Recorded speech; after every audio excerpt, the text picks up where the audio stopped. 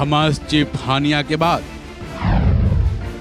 Hamas का नया chief final.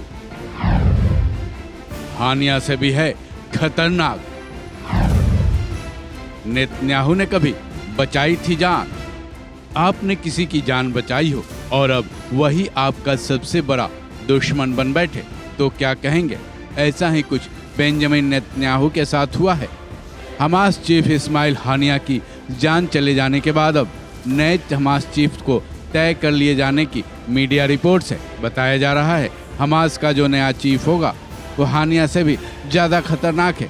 इतना ही नहीं, वो आत्मघाती हमलों का विशेषज्ञ भी है। साथ ही ये बात भी सामने आई है कि हमास का होने वाला नया चीफ का बेंजामिन नेतन्याहू के साथ भी गहरा नाता है। बताया जा रहा है कि नेतन्याहू ने कभी उसकी जान बचाई थी जब उसको जहर देकर मारने की कोशिश की गई थी। ये वाकया 1997 के करीब हुआ था। सवाल यह है कि आखिर हमास के नए चीफ का नाम क्या है और उसको नेतन्याहू से जुड़ा कैसे बताया जा रहा है।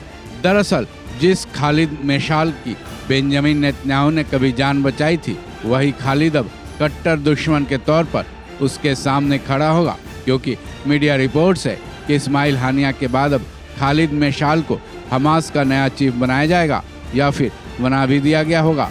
हानिया की जान जाने के बाद ये कहा जाने लगा था कि हमास अब बेहद कमज़ोर हो जाएगा, क्योंकि हानिया जैसा खतरनाक लीडर उसके हाथ से निकल गया है। ऐसे में कमज़ोर लीडरशिप में हमास का संघर्ष बेहद कमज़ोर हो जाएगा। लेकिन हमास चीफ के रूप में खालिद मेशाल का नाम सामने आने के बाद अब ये कहा जाने लगा है कि इजराइल हमास का संघर्ष तो अब और भी तेज हो जाना है, क्योंकि ये माना जा रहा है कि मेशाल हानिया से भी भयंकर खतरनाक है और वो आत्मघाती हमले का विशेषज्ञ भी है। दुश्मनों पर टूट पड़ना उसकी कला है। अब आते हैं उस सवाल पर जिसमें नेतन्याहू के साथ खालिद मेशाल का नाता जोड़ा जा रहा है। मीडिया रिपोर्ट्स के मुताबिक खालिद को 1997 में जहर दे दिया गया था। नेतन्याहू के आदेश पर ही इजरायली खुफिया एजेंसी मोसाद ने उसके कान में जहर दे दिया था। लेकिन इससे जॉर्डन के राजा हुसैन ने नाराज होकर यह तय कर लिया था कि मेशाल की अगर जान चली गई तो वो इजरायलियों पर केस चलाएंगे और दोषी एजेंट्स को फांसी की सजा भी देंगे। इस मामले में अमेरिका ने मध्यस्थता की थी। उसने इजराइल पर दबाव डाला, जिसके बाद मेशाल को जहर की काट एंटीडोट दिया गया। इतना ही नहीं, नेतन्याहू ने अब मान जाकर हुसैन से माफ़ी भी मांगी। अब भले ही नेतन्याहू ने बुझे मन से ही मेशाल की जान बचाई हो, लेकिन उसके बाद से मेशाल और भी खतरनाक हो उठा।